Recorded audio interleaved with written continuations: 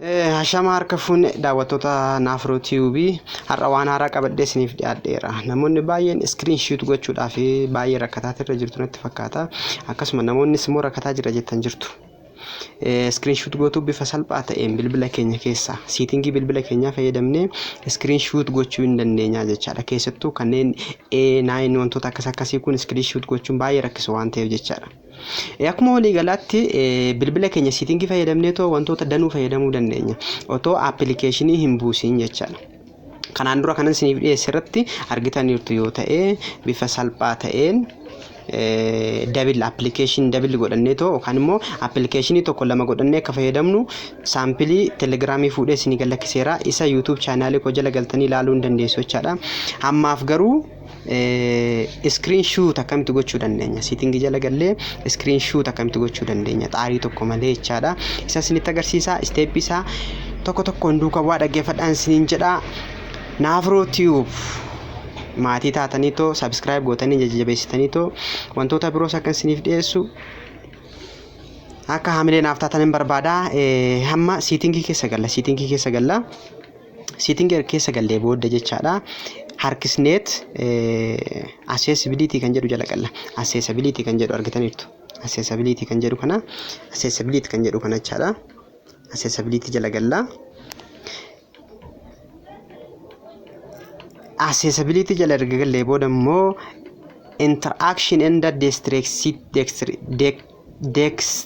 kan jedhu kana jechaadha. Interaction and dexterity kan jedhu kana open goonaa jechaadha. Isa jala erga booda immoo assistant menu kan jedhu kana argitan miti. Assistant menu kan jedhu mul'atti iddoo tana jechaadha. Iddoo tana argitan ishii maal goonaa open goonaa jechaadha. Hin bannachaadha ishee. Assistant menu kana maal goonaa open goonaa jechaadha.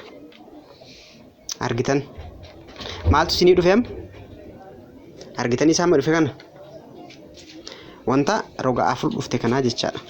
Ishii tanaa jechaadha. Argitan miti? Ishii kana jechuun baate jechaadha. Amma bilbila keenya keessaa kallattiidhaan baana. Salphumatti jechaadha. Argitanii?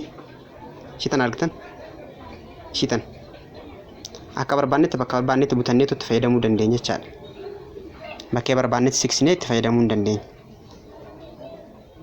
Argitan? Amma salphumatti waan ta'e isinitti agarsiisa. Screenshot gochuudhaaf akkamitti screenshot akka goonu isinitti agarsiisa jechaadha.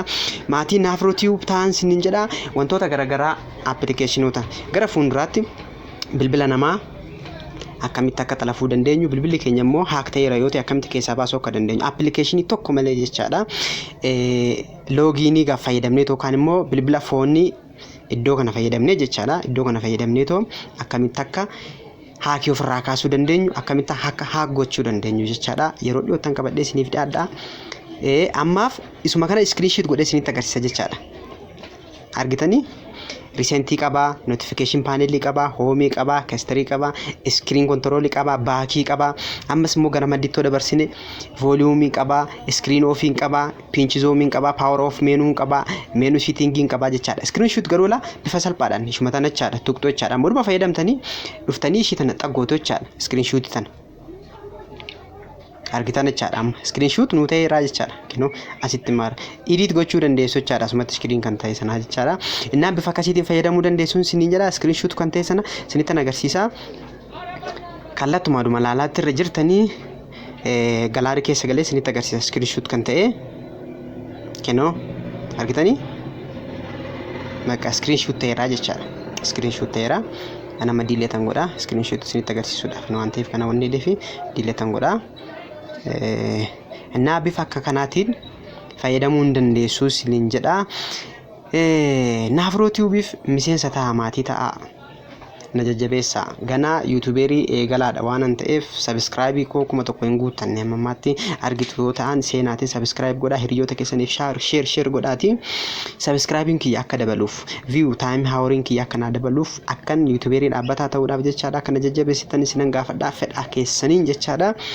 guddaa galatooma baay'ee sin jaaladha. Naafroo Tube maatiidha isiniif waan ta'eef maatii ta'a. Wanta barbaadan immoo imeelii kiyya irratti nafrotube@gmail.com jettanii too galtanii na erguu dandeessu.